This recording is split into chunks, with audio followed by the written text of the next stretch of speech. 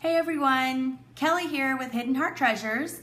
Welcome back to the second video of Bulldori 101, my mini-series introducing you guys to my journaling system, which combines the Midori Traveler's Notebook with the bullet journaling system. Now this has been done by many others. I just chose to call it a Bulldori. It's just my own personal preference, and it was just something different that I wanted to introduce you guys to. And the main purpose of doing this video series is just to show you guys that you can take inspiration from multiple platforms and combine them and tweak them and make them your own. And so that's what this video series is about. This video here is about the inserts and how to make them and how to customize them to what you would like them to be. First of all, I would like to apologize for this video getting put up late. It is Wednesday and I'm having to re-record the video because I had some technical difficulties with my computer. So I'm redoing the video. It was supposed to be up Monday, so here we are. I'm gonna try this again. I'm kind of shortening it up just a little bit, and I'm not gonna dive into so much of my personal journal today, but just to give you just a quick flip through and a run through of like what the Midori system is it's a journal cover with multiple inserts inside that you attach via elastic bands like this, and you can take in put in or take out as many inserts as you would like, whenever you would like, and you can customize each insert to what you would like it to be.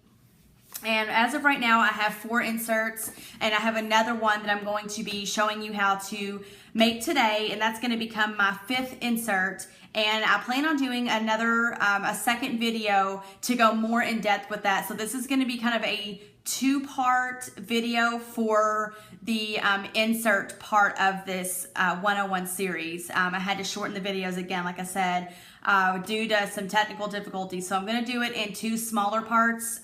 So the first one is going to show you how to make your insert and the tools that you'll need. So I'm going to show you that right now. Here is kind of a small list of what you guys are going to need.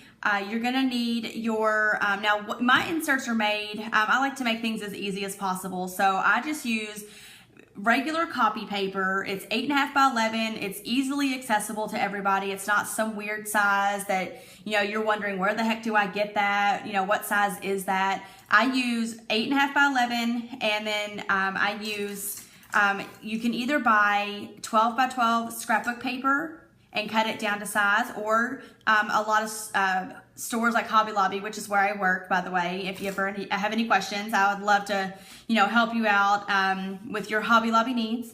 But you can buy 8.5 by 11 scrapbook paper. I prefer in this case to use something that's a little bit more heavyweight than a regular copy paper. That way it's just because it's going to be your journal cover or your insert cover, if you will. So I like to get something that's just a little bit thicker. It doesn't really matter. It's just, like I said, your preference, but this is what I'm using in this case, is just a thicker weight cardstock.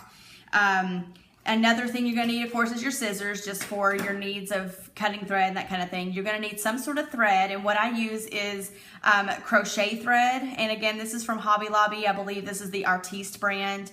It's very inexpensive. You can get it for like, I think, $1.99 when it's on sale. Or you could just use your coupon off of the original $2.89 price. But very inexpensive, will last you forever. You can get any color you want. I use these butterfly clips or binder clips. I'm not really sure what they're called, and I'll show you what those are for in a minute. You'll need 4 of those. It just makes things a little easier. They're not absolutely necessary, but it does make things a little easier on you. You will need your a poking tool of some sort to create holes in the spine of your insert so that you can sew them together. And of course a needle, because you will be sewing these together. And please don't run away. It's very simple, I promise you. And then this is it's called a bone folder, if you don't know what it is. And I just use this to get really nice tight creases in my insert pages, because then they just fit together a little bit more snugly, and you don't have as much overlap like this sticking out of each insert. Now, again, this does not bother me personally, so I'm not gonna, get all hyper over that, but it is something you can rectify later if you wish. You can take a straight edge of some sort and then use a box cutter or whatever sharp edge, sharp cutting tool you have, and you can like shave off the edge and make it more flat. Doesn't bother me. For this purpose of this video, I'm just going to show you how to, get the cover sewn together. So again, you're going to need your 8.5 by 11 paper. You're going to fold that in half. And then the purpose of the bone folder that I was just showing you, and you could even use your scissors or you could just use your fingernail. It doesn't really matter. What you want to do is just get a really nice and tight crease on this edge here for your inserts. And then that way they just fit together a little bit more nicely. Okay, so the size string that you're gonna need is maybe just like, 1.5 foot. You don't really need a whole lot. Doesn't really matter, you can cut it. You're gonna cut it off at the end anyways once you get it sewn. But what you're gonna wanna do is once you get all of your papers and your cover together, okay, you're gonna wanna just kind of make sure that's all nice and tight in there. And then what I like to do is use these clips and you clip your pages together so that they don't move on you. And you don't have to worry about constantly keeping a hold on your pages while you're poking the holes to sew them together. Okay, now in the previous video, I had already done this booklet. I just kind of took the thread out so that I could show you again. But what you're gonna need when you go to poke the holes is some sort of like cardboard. It doesn't really have to be anything fancy, just so you have something underneath your book when you're poking through with the tool. So you're just gonna poke one hole through the middle, okay? And then you wanna kind of just poke it through. See there, if you can see the needle or the end of the poking tool, okay? You just wanna kind of push it through a little bit. And then you're gonna wanna do one just a few, like an inch or so from the edge, one at the top, and one at the bottom. And just kind of push it through just a little bit to get that little thicker part of the poking tool through for a little bit bigger hole. And that's all you need is just 3 holes. And I'll bring that up a little closer so you can see the 3 holes. Okay, then what you're going to want to do is get your thread together. And you're going to want a needle that has a little bit bigger eye to it, so you're not trying to get some crochet thread through a really tiny needle. They do have some in the needle art section of Hobby Lobby. They're a larger needle and they've got a larger eye to them. That's what you're gonna want. So what you're gonna do is you're gonna go through the middle hole first from the inside of the insert. So you're just gonna go through and you're gonna pull it all the way through except leave a little bit of a tail like that, just enough to make sure you can grab onto it there at the end. The next thing you're gonna do is go to one of your other holes from the outside and go through to the inside.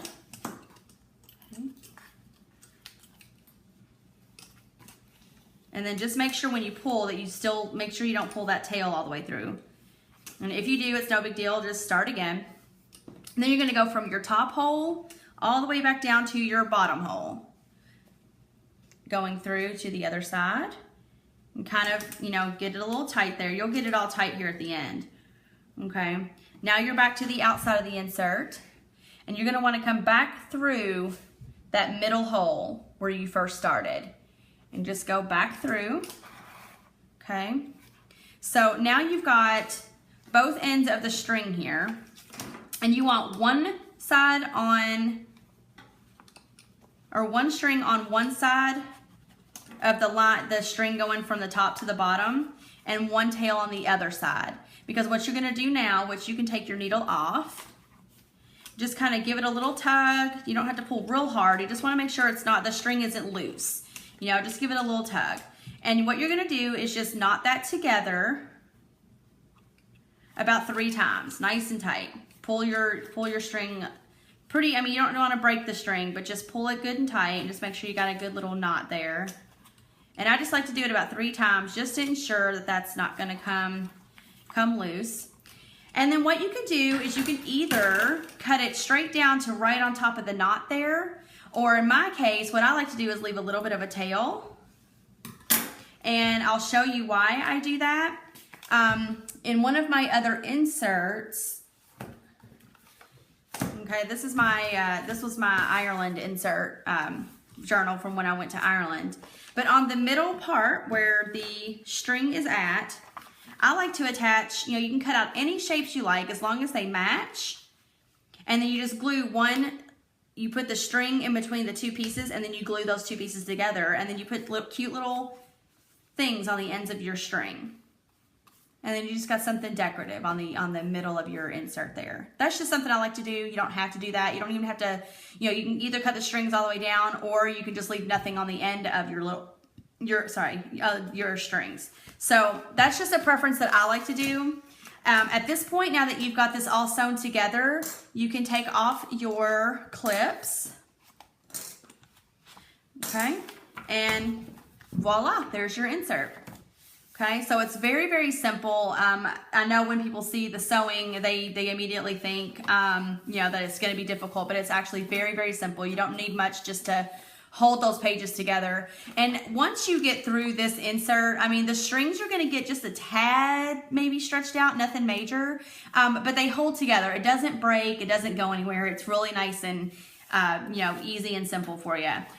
So that is the insert here. And just one little tidbit about this, with bullet journaling, you'll see that a lot of the paper and the Leuchtturms, I think that's how you say it, the journals that the bullet journal system recommends, is they have a dot grid. And in the beginning, I was using just plain computer paper, but I've found out that I would really benefit from having a dot grid, because it just helps you quickly make a straight line. You don't have to worry about being off or whatever, and you can just use your dots to make lines. And that, like, if you want several boxes, that this box over here is 3 squares by 3 squares or whatever. So I went on and made myself a dot grid on the computer by just simply making a line of periods spaced how I wanted them, and then copied and pasted that line all the way down and just made my own, because I couldn't find anything on the internet that wasn't with some sort of copyright all over the page or whatever. So I just made my own, and I do plan on making this a printable for you guys, so that you don't have to worry about like a copyright thing either if you want to make your own inserts and have the dot grid. So that is the first part of the insert, and I'm going to make a second video that includes a little bit more on how you can customize these. I'll show you some of my inserts again, and I will also link you guys to the first video in the Bulldori 101 series, just in case you haven't seen that yet. It's a little bit more of an introduction to the series. So until the next video, happy journaling. Bye.